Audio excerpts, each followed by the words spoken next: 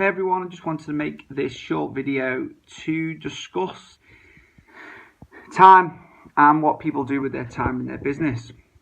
It's been a really interesting few months for us. We're developing and growing quite nicely and going in some good directions, and doing this has given me the opportunity to speak to many owners of therapy businesses. And the common question to hear all the time is, well, I would do that, but I don't have time to do it, or I haven't got time to do this, or there's no point in starting it because I haven't got the time to finish it. So recently what we've been doing with many of our business owners is asking them to do or record their time.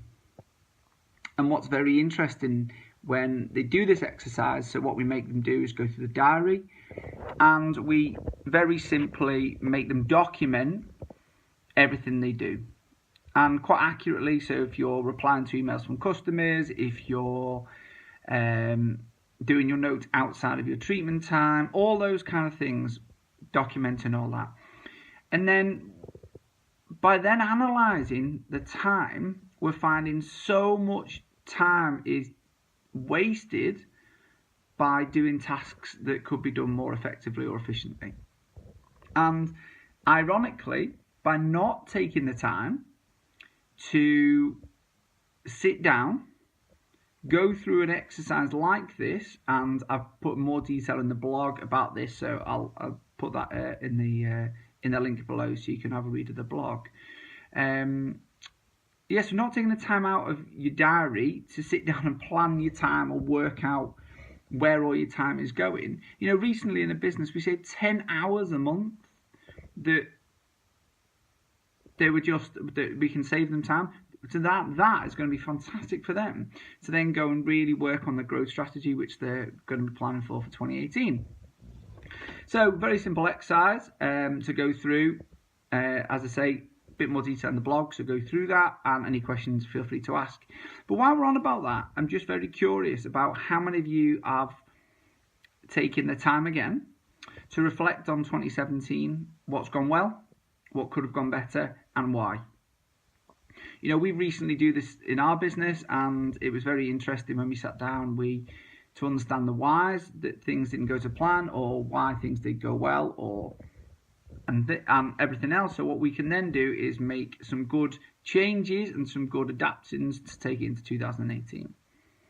While we're on that, do you have a plan for 2018? What we will be doing is, our next blog will be talking about how to plan for the next 2-3 years, making sure that you've got a plan, being very focused on how to move forward with it. So my challenge to you, two things. One, take the time between now and Christmas to sit down and analyse your business, what you're doing with your time, where all your time is going, how can you delegate or automate, the two very important things. Some tasks you have to do, get that. Are you doing things that, you know, are you not respecting your time?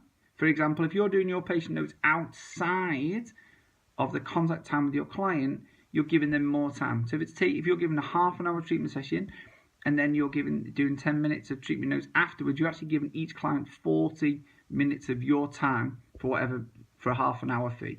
So just be thinking about that and make sure you are respecting your time. So exercise number one. And exercise number two, what are you doing about planning for next year, the year after, and the year after, to make sure, one, you've got a focused plan that you can stick to, so it makes it easier. And then secondly is something that you can help you grow, develop, and create some structure in your business. If any of you need any help with this, then you know where we are.